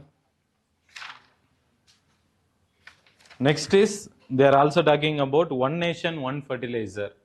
One nation, one fertilizer concept. What is the meaning of one nation, one fertilizer? Means here,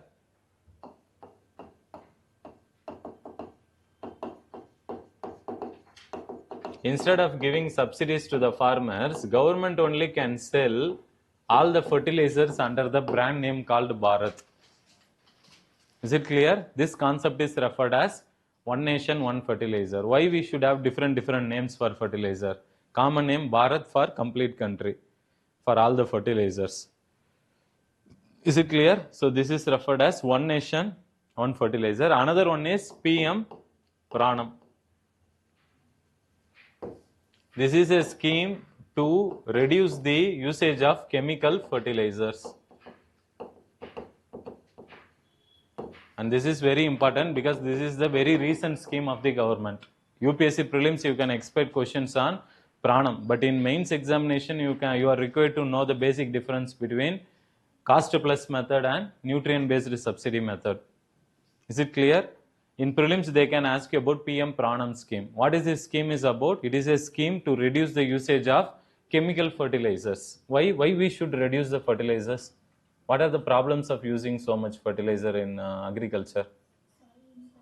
Soil will get affected. Everyone agree? Yes. So soil will get contaminated. Is it or not? Too much fertilizers means to reduce that. Government is now promoting this scheme called Pranam scheme. Is it clear?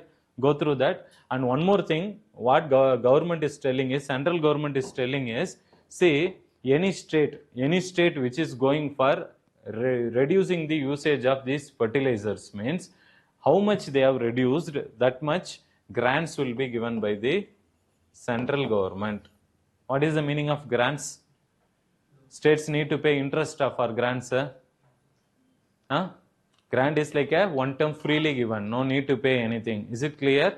So for example, let's take Karnataka government has went for, because of Pranam scheme, now farmers have reduced using chemical fertilizers. How much value? Let's take 1 lakh crore.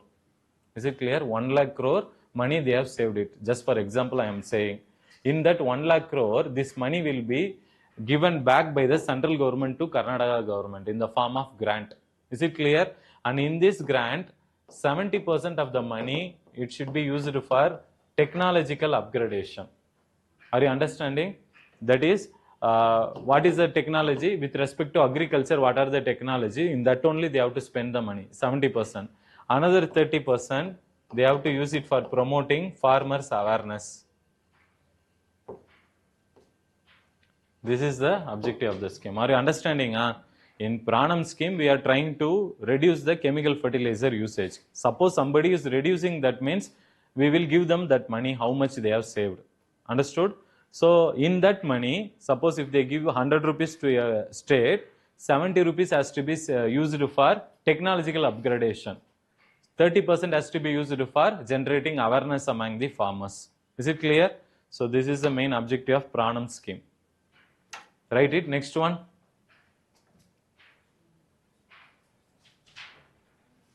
Next one. Black hole.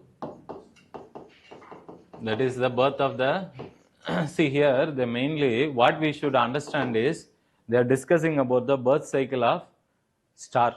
You would have studied in geography. What is the first phase?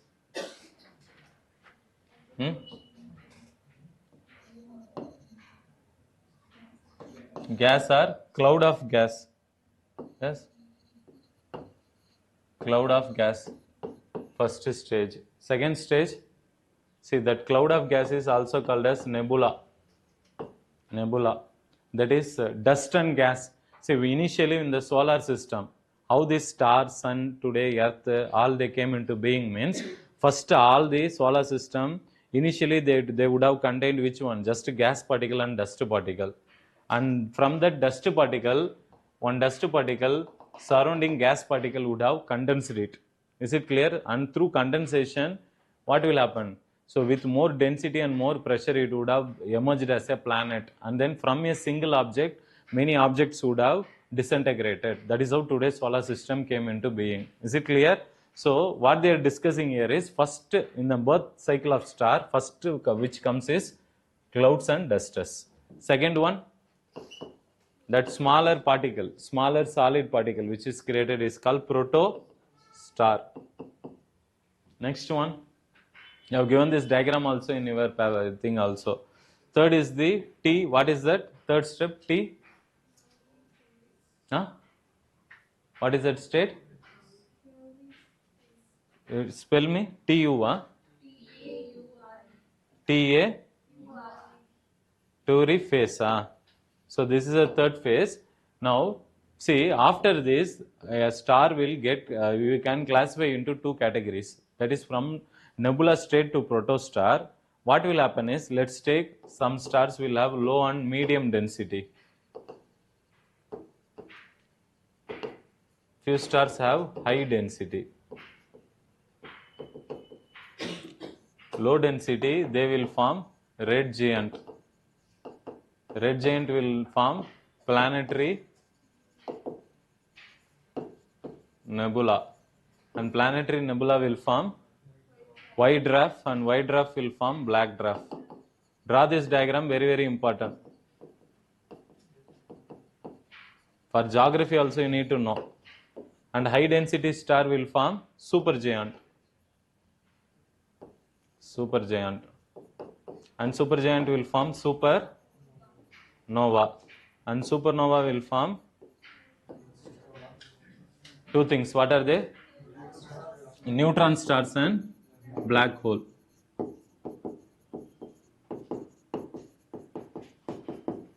Here they are discussing about this black hole only. So write this. This is the birth cycle of star. Birth cycle of star.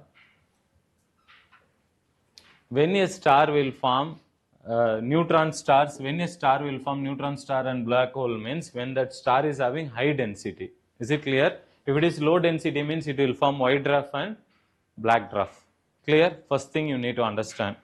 And second thing, what is the condition for this high density means there is a formula called as Chandrasekhar limit. They have given in that, see that Chandrasekhar limit, it says 1.44 times the mass of sun.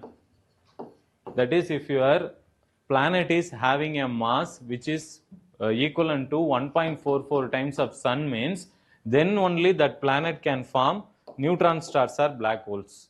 Is it clear? Are you understanding?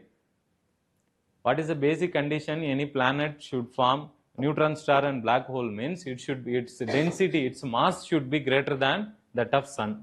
How much times? 1.44 times. That was given by Chandrasekhar, scientist, Indian scientist. That's why it's called Chandrasekhar limit. Is it clear? Yes. And what is black hole? Anything. Is it clear? Any light, any objects which is going inside black hole, it will disappear. Because in black hole, even scientists till now they are studying what is happening inside black hole.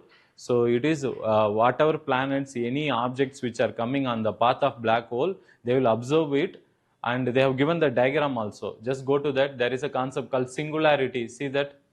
All the objects which are observed by black hole, they will come to a single point. That point is referred as singularity. Mark it, that is important. Next concept. From this topic, black hole only they can ask. Go through that concept of black hole. Next one, 10th. Huh? Female labor force participation.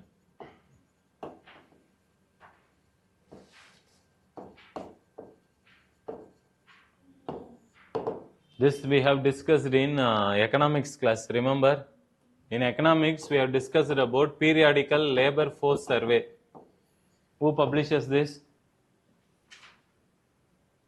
That's all. 1 month over, subject over, evaporated. Huh? Huh? Who? National Sample Survey. That is now, that is under the Ministry of Statistics and Program Implementation. Periodical labor force survey. So what basically this survey will come out with? What result it will come out with? What is the condition of employment and unemployment status in India? Is it clear?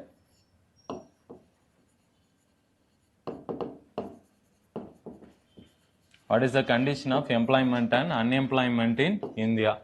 This was given by periodical labor force survey. In that, what is very important is they are discussing about female labor force participation rate. So, females labor force participation rate is how much? 37%. 37% in the year 2022 to 23, last year. So, this has increased. See that they have given some diagram, graph. Compared to previous year, this has increased. They are saying some reasons. What are the reasons why now females are participating more means? What is the meaning of labor force participation rate? Leave female labor force. What is the meaning of labor force participation?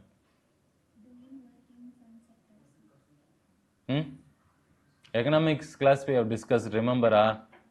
What is the labor force participation rate for India? Fully forgotten. Please go and read it. Okay. So in India, the females who are participating actively in the labor force is today how much? 37 per 100. Out of 100, 37%. And this has increased over the years. What are the main reason they are saying is because of labor code. Labor code. In labor code, we have in the labor code 3 major components they are discussing. Tell me that code on wages in 2019, code on social security in 2020,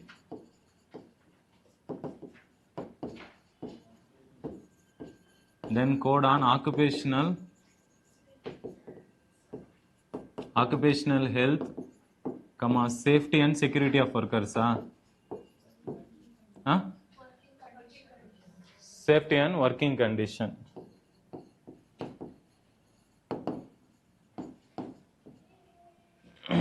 Clear? So this is also passed in 2020. 3 codes, labor codes. It's like law only. Codes means what? Some standard law rules. See, first what they have done is code of social security. Here, see, we are discussing now, this is important for mains only. Just understand the reason, focus on that. No need to write. Why women has participated more now? See, when women can participate more means there is something, we are ensuring better safety and security for women. Is it or not? See, what are the things we have done in India means, when it comes to code on social security, so suppose women who are going through pregnancy, now what is the problem is, because of pregnancy, they are not having a stable career. Is it or not? Especially women. Now, one more problem is when it comes to maternity leave, private companies are not properly giving to the female employees. Is it clear? So now because of this labor code, we have made sure that women are given maternity leave properly. So they have not only just properly, they have enhanced or increased the maternity leave. What is the meaning of maternity leave? Maternity leave means what? Women, when they go through pregnancy, they will put some holiday, no? Remember? Yes, in the last stages of childbirth. That time period, they should be given, what to say? They should be given salary actually, but they should be given paid leave. Is it clear? But now, what is the problem is in private sector, it was not done properly and it was given only less number of days. Now, government has increased this maternity leave, first thing. Second thing, after a child is born, they need to they need to lactate the child. Is it or not? For that, in private sectors, in companies, government is now made it very compulsory. If any company who is having more than 50 employees, they should create crèche facility. What is the meaning of crèche facility? It is like a room, that's all. In that room, they can go and lactate their child. Is it clear? So this is also done. Because of these reasons, what is happening in India, there is an increasing labor force participation. Number one. Number two, one more thing is when it comes to social security, even night shift. Now, what is this bill is telling is, if any company wants to give night shift to women employees, means women should be given proper cab services till they reach the home. If that is ensured, then only the woman should be called for night shift. So because of these reasons, women's safety is ensured, and because of that, what is happening? There is an increasing female participation in labor force. Is it clear? And what about wages? Now, what is the wage we are giving for men? We are also giving for women. Equal pay for equal work. So that is gender equality is also implemented in code on wages, and occupational safety is also ensured. Is it clear? Yes, because of this reason only in India, there is an increase in female labor participation. Is it clear? Next one. 10th, snow leopard. Snow leopard. See, I will tell some few things fastly now. Anyways, hereafter all are prelims topics. Just to mark the important things. First one, when it comes to snow leopard, they are available in India only in 5 states. 5 states. First one, that is Ladakh, that is Jammu and Kashmir. Yes, Himachal Pradesh, Uttarakhand, Sikkim, Arunachal Pradesh. Sikkim, Arunachal Pradesh. That is Ladakh and Jammu and Kashmir are union territory. The remaining 4 are states. That is Himachal Pradesh, Uttarakhand, Sikkim, Arunachal Pradesh. So only in these places snow leopard is found. Is it clear? And snow leopard, this is the first time in India we have actually gone for an exercise counting the number of snow leopard in India. So it is a first survey. So mostly UPSC can ask this because this has not been done till now. And what is the total number of snow leopard in India? 718. Kindly remember the number. They may give you because it's a first survey. First survey. And in IUCN status, it has been listed as vulnerable.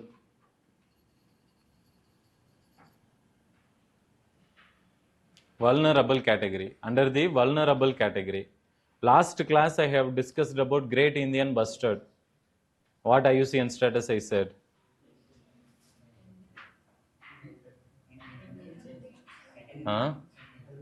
Only one little more up to tongue it came and then they swallowed it. Only one person, like that they said, critically endangered. Who said? You are? You attended our last week class, but you know. After attending, you people are not remembering. Without attending, he is able to say. What is the purpose of class then? Please revise. Current affairs class is, if you follow the class, revise, it will be very easy. If you just follow the class, but if you don't revise, it is equivalent to those who are not attending the class. There is no difference. Maybe 1 week you will remember. After 1 month, if we ask you means you will forget it. Is it clear? So please revise. So IUCN, it is listed as vulnerable category. Great Indian Bustard is listed as critically endangered. Clear? And one more thing, with respect to snow leopard, what are the threats in India? What are the common threats? First one, human-animal conflict. Why it is happening? Because humans are now penetrating more and occupying which one? Forest areas. We are expanding the habitation or reducing the forest area. Because of that, more human-animal conflict. Second one, habitat loss. Third one, poaching. What is poaching? Hunting illegally. So these are the prime reasons why we are having less number of snow leopard in India. Is it clear? Yes. And internationally, if you see, we have something called as global, they have given it, see, underline it, last line. Global Snow Leopard Forum. They came out with something called as Bishak Declaration. Bishak Declaration. That was signed in the year 2013. Year was not given, please write it. Done. Bishak Declaration. That was signed in the year 2013. India is also one of the member. Yes. So with respect to India, we are following something called as Project Snow Leopard. That was launched in the year 2009. 2009. Project Snow Leopard. In which one? In 5 states. That is, they have given the Jammu and Kashmir, Himachal Pradesh, Uttarakhand, Sikkim, Arunachal Pradesh. That 5 snow leopard range states. They are now, there we have implemented this Project Snow Leopard. Is it clear? Next one. Humboldt Injima.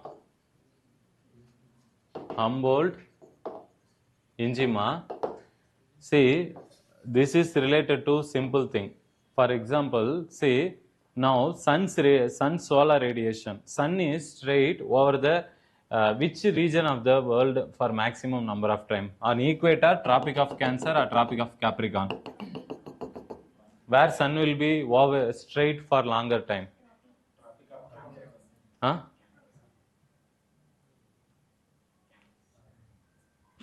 Which will receive, at least you say like this, which regions in the earth, which region will receive more sun's radiation? From equator to poles, which will receive more? Equatorial will receive what? Tropics will receive what? Polar regions will receive what? Tropics. Equator will receive. Yes? But see here, one thing I will tell you. Now, two things tell me. One is with respect to rainfall. Second is with respect to vegetation.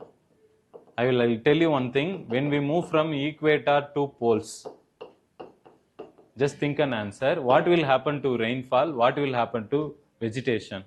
Will it increase or decrease? What about vegetation? Vegetation will increase. Both of these will decrease. Everybody agree? When we move from equator to pole, there will be decrease in rainfall, as well as there will be decrease in vegetation. Agree? Everyone? Why? Poles, they will have only freezing temperature, sub-freezing temperature. Is it or not? Yes, but one exception is mountains. See, in this, throughout the region, if you move, exception is mountain. Mountain, what will happen? In mountain, what will happen? At the lower region, what will be there? At the higher region, which will be there? If you go to any mountain, you go. Have you not gone to any Western Ghats? Himalayas, Western Ghats, hills, any mountains, hills? At the bottom of the mountains, in the mountain region, when you move from bottom to high, from the base of the mountain to height of the mountain, what will happen? Which place will have more vegetation? Bottom or height? This will have more vegetation and more rainfall. If you go up, what will happen? There will be decrease in the vegetation. Same manner, how from equator to poles, there is a decrease in vegetation and rainfall. Same will happen in mountains. Is it clear, everyone? This concept is called as latitude mimics the altitude. Later in geography class, we will study. Latitude mimics the altitude. See, in latitude, lower latitude will have more biodiversity, more rainfall. In latitude, in higher latitude will have less vegetation, less rainfall. Same manner, higher altitude will have less vegetation, less rainfall. That is why latitude mimics the altitude. Clear? Yes. Now coming here, what is Humboldt-Njima means? When we move from equator to pole, there is a decrease in vegetation and rainfall, except in mountains. Is it clear? This paradox is referred as Humboldt-Njima. That's all. Understood? Everywhere there will be decrease except mountain. Mountains are the exemptions. That is why it is called as Humboldt-Njima. Is it clear? Next one. Now prelims fact sheets few we have given. Yellow River, Yellow Sea. First we have given Yellow Sea. Atlas you have. Where is Yellow Sea? You have East China Sea. East China Sea. Then you have Yellow Sea. Yes? Near to China. Mark it very important. Yellow Sea. Why it is called? Why it is yellow in color? Because there is a river called Yellow River. Another name is Hawanko River or Yellow River. It has its deposits in yellow color. What will happen in case of China? Inside the desert area, lot of sands will come and get deposited in this Hawanko River. And that sand will be depositing their silt in yellow color. That's why this river is called Hawanko River or Yellow River. And this river, when its water mixes in the sea, it is called Yellow Sea. Understood? Connectivity. So these sand particles which are coming from desert areas in China, they will deposit in river. Is it clear? The deposit is called as, in geography you would have studied sand dunes and Leos. Remember? So this is an example of Leos deposit. From deserts, this sand will get deposited in river and it will turn the color of the river into yellow, and that yellow river will mixes with ocean water or sea. So it will turn that into yellow color. That's why it's called Yellow Sea. Is it clear? Next one, there is an organization called as ECOWAS. It consists of 15 West African states. And it was created in the year 1975 based on Lagos Treaty. It's already given there, just underline that. Just write the number of members which was not given. ECOWAS. It is nothing but an economic organization to do more trade between countries at lesser taxes. So they went for creating this grouping, ECOWAS, among West African countries. What is the recent update is, there are countries like Burkina Faso. Mark these countries if you have atlas. Then Mali. Then Niger. These three countries have now came out. They have quitted this ECOWAS. So officially now the membership has become 12 members. From 15 it has been reduced to 12. 3 members have quitted this organization. Done. Next one. Simlipal. National Park. It is also a tiger reserve. It is located in Mayurbhanj district. Mark it, Mayurbhanj district, which is also known for iron ore and bauxite. This Mayurbhanj is also famous for iron ore and bauxite mines. And it is also known for trees. What is that? Red silk and cotton. Cotton. Next one. Padma Award. See, Padma Award you have 3 categories. First one, which is the most powerful award, Padma Vibhushan. Second is Padma Bhushan. Last is Padma Shri. And what is important is if somebody is given Padma Shri or Bhushan, they need to take a break of 5 years. For next 5 years, they will not give another award immediately. So after 5 years only they will give. And this is India's highest civilian award. Is it clear? And every year it is announced on the day of Republic Day celebrations. Next one. Lala Lajpat Rai, Lion of Punjab, and the books he has written, Young India, England Debt to India, mark that, very important. And he was also initiative of, what is that, one movement, what is that? What organization he has, one bank he has participated, Punjab National Bank. So he is also one of the initial master brain behind that. Next one. Kariyappa is like, see, India, when it comes to India, there are only two persons who got 5-star air marshals. That is 5-star air marshals means one is Air Marshal Manek Shah, another one is Kariyappa. Kariyappa is from Karnataka only, KM Kariyappa.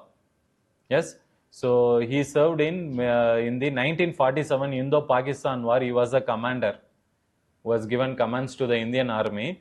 So because of that, he has been given highest, till now in total India, till now only 2 persons have got 5-star awards. That is Field Marshal Awards. That is, first one was given to Kariyappa, second one is to Air Marshal Manek Shah. Kindly remember that. This is a GK question. It may not be asked this year. Any other exam, banking, if you write, they can ask you this. Next one. Sangam literature. See, Sangam literature, what is very important is it is a secular literature. Please write it. Secular literature. And it was created in very ancient times in Tamil Nadu, especially near Madurai. In Madurai, they went for the 3 Sangam. Sangam means what? It is the assembly of large number of poets across the regions. So what they did is, they called all the poets to Madurai in Tamil Nadu. And what they did is, they went for music festival, and then they asked these poets also to come out with lot of poems. Is it clear? And these poems which they have created that time, that is referred as Sangam literature. All this literature which has been created that time. But the Sangam literature was created in 3 components, 3 time periods. See that? First Sangam, second Sangam, third Sangam. What is one important thing is, first Sangam, no records are there with us. It's very old, all are erased, no records are with us. Second Sangam, they have contributed a book called Tolkapiyam. Write it, very important. It's already there, just underline it. In the third Sangam, they have created other books like Tolkapiyam, again Tolkapiyam, Padittu Pattu, Padinan Kilkanakku. Yes, everything is there, just underline it. Then Mani Megalai. Yes, Kundalakesya, Mani Megalai. Silapadigaram. Yes, so try to remember some of the names. In mains exam, they may ask you about Sangam literature. Fine. Next one. National Anti-Profiting Authority. See, this is based upon GST. If government is reducing the taxes, GST taxes, the businessman has to reduce the prices of the goods. If they are not reducing the prices means, then government can take action under National Anti-Profiting Authority. Is it clear? Are you understanding? Any reduction in taxes has to be passed on to the public. But many a times business people, they don't pass it. If they don't do that, then they can be taken action against this National Anti-Profiting Authority. Next one. Green hydrogen, you know. Hydrogen which is generated through electrolysis, that is by using solar and wind energy. I already made a video in CED series in YouTube also, especially on green hydrogen. You can watch that also. Next one.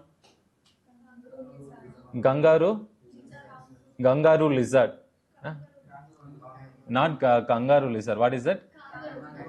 Kangaroo. Spell it. KAN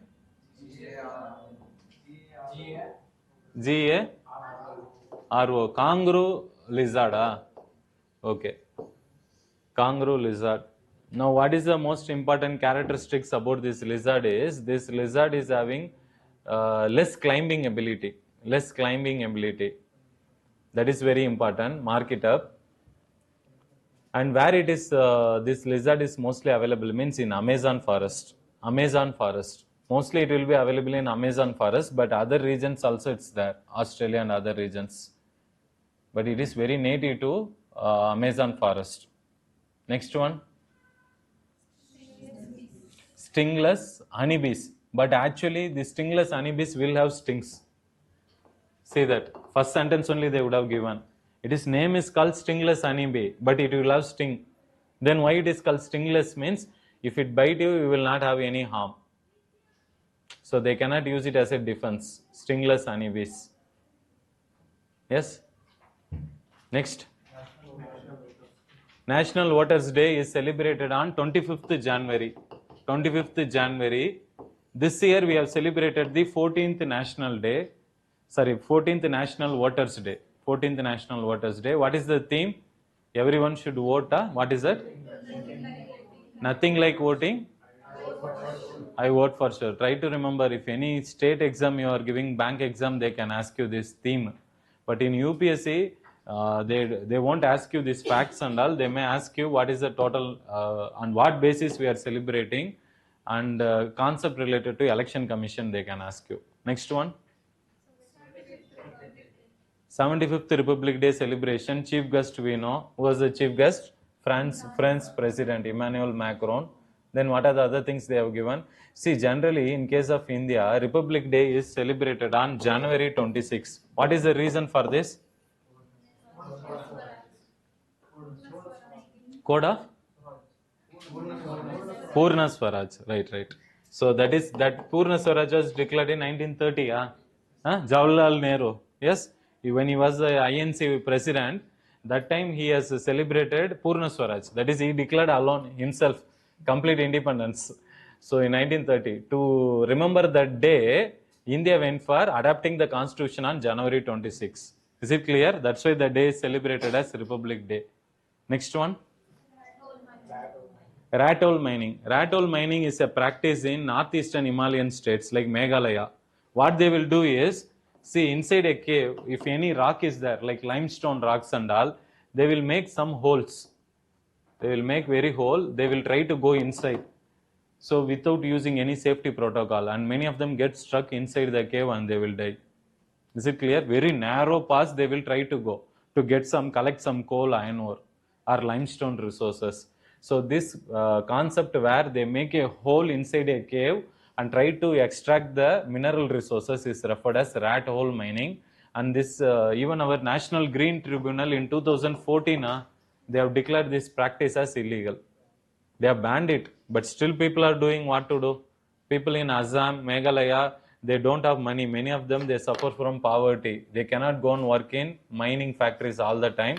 For them, going to this mining areas and extracting a metal using rat hole mining is common practice. But it is affecting the safety of the mining people. Suddenly it will collapse and they will die. Is it clear?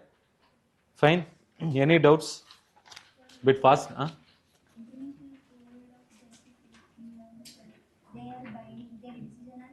Legally binding. But they are also saying that to stop that war, but they are not doing it. But Only this, for the safety of that country or any other reason. that is, They are not stopping there. see, in International Court of Justice, what is the concept is, we are not, legally it is binding treaty only, but